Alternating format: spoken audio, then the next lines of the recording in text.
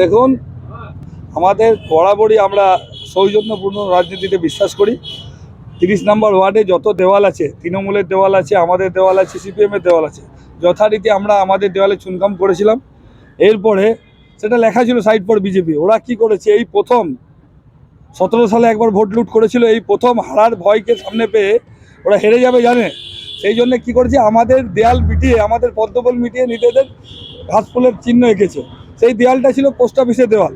আমরা যখন এই বিষয়টা এমসিসিকে কমপ্লেন করি, পুলিশ আসে, প্রেস আসে, এমসিসির লোক এসে যখন ওই দেওয়ালটা মেটাচ্ছিল, এমসিসির লোকের গায়ে হাত দিয়েছে তৃণমূলের লোকজন। তারপরে আমাদের একজন ছিল কমলেশ, বাজারে ওর দোকান আছে মোবাইলে, ওর দোকানে ঢুকে ওকে কলার ধরে বের করেছে। বাচ্চুদা আছে, শক্তিকেন্দ্র ইনচার্জ রয়েছে, বাচ্চুদা শক্তিকেন্দ্র প্রমুখ রয়েছে, বাচ্চুদার গায়ে হাত দিয়েছে।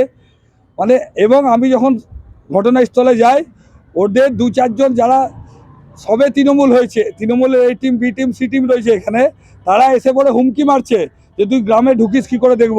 আমি বলতে চাই, করংপাড়া গ্রামের সমস্ত লোকের বাসীদের কাছে আমার আহ্বান, আজকে তৃণমূলের এই অত্যাচারে যদি আপনারা সামনে রুখে না দাঁড়ান, আগামী দিনে বিপদ সমূলে আসছে।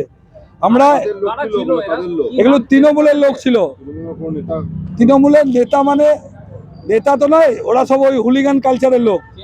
হ্যাঁ, একদম নাম জানি। নির্বাচন কমিশন ওদের নিজস্ব রিপোর্টেও নাম লিখবে, ঠিক আছে। বাপন মহাদানি আছে, পাপ্পু শাম আছে, তার সাথে সাথে সৌরভ সেন আছে, তার সাথে সাথে সোমনাথ দাস রয়েছে, আরও কিছু কার্যকর্তা রয়েছে। আমি বলছি, আমাদের যে কৃষ্টি সংস্কৃতি, এই 30 নম্বর ওয়ার্ডের যে ঐতিহ্য ওরা নষ্ট করছে। আমরা নির্বাচন কমিশনে শীঘ্রই অভিযোগ জানাবো। এমসিসি ভায়োলেশন করেছে সেটাও জানাবো, এবং এর প্রতিবাদ একদম চরমে হবে। আমাদের কার্যকর্তার গায়ে যদি হাত পড়ে, এর প্রতিবাদ হবে। এমসিসির লোকের গায়েও হাত দিয়েছে। আমার নাম অভিজিৎ দত্ত, জেলা সাধারণ সম্পাদক আমি।